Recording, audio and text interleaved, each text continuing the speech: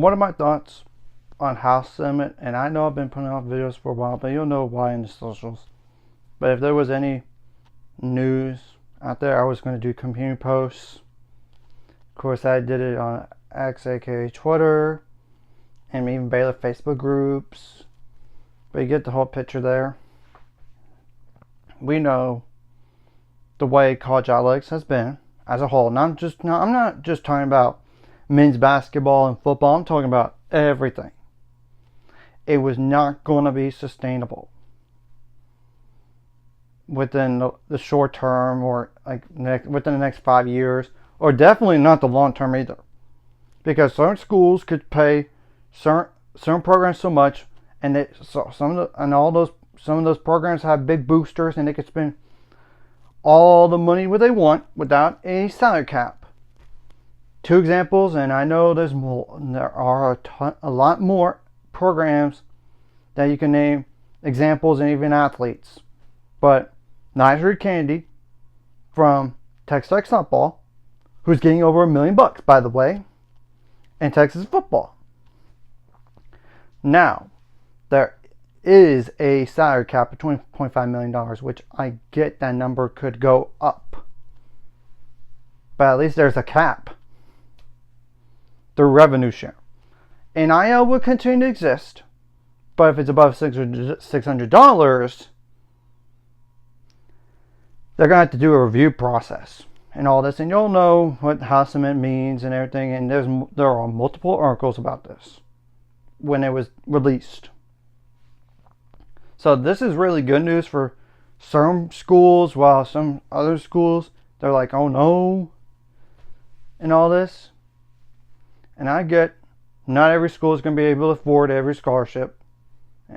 I know it, and there's a roster limit, which I know it eliminates walk-ons, which is not good.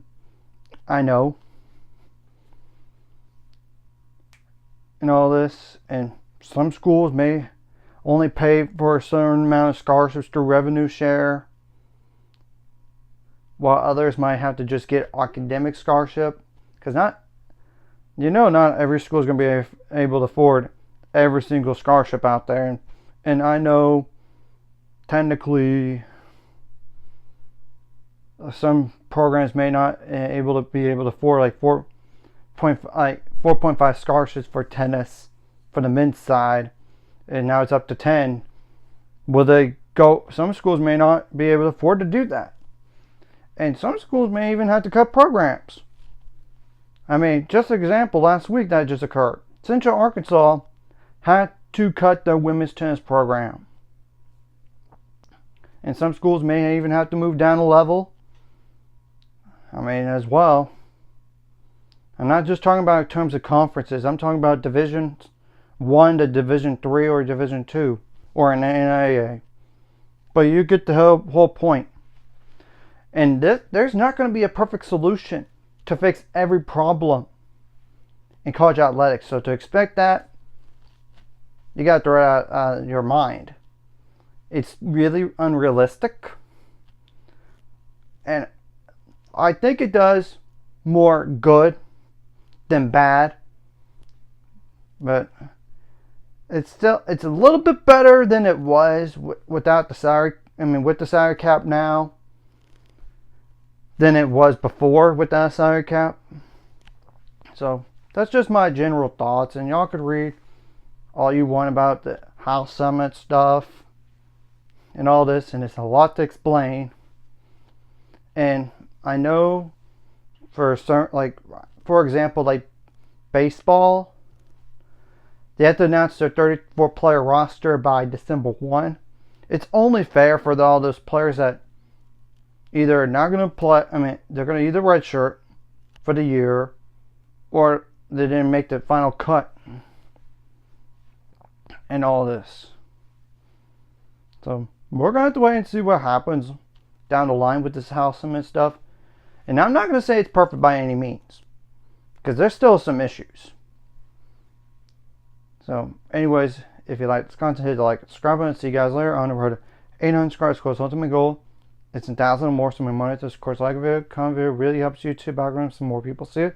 sharing the video does help as well, so more people can watch. And if you're watching and not subscribe, hit subscribe buttons, hit the notification bell as well. And this salary cap stuff really is going to help those schools that are not in the Big Ten or SEC, or even those certain schools that they can't afford to do that year after year without a salary cap. And I do think NIL needs to have a buyout clause for all those players that want to enter the transfer portal. I do. But maybe that's something that the school could address down the line. And maybe it's going to be that across the board as well. So like I said, I think it does more good for college athletics than bad. But I'm not going to say it's by a whole lot. But it's better than it was without the salary cap and revenue, like through revenue share and all this. And I know some schools are not going to be able to afford all the scholarships in the world for every sport, while others can't.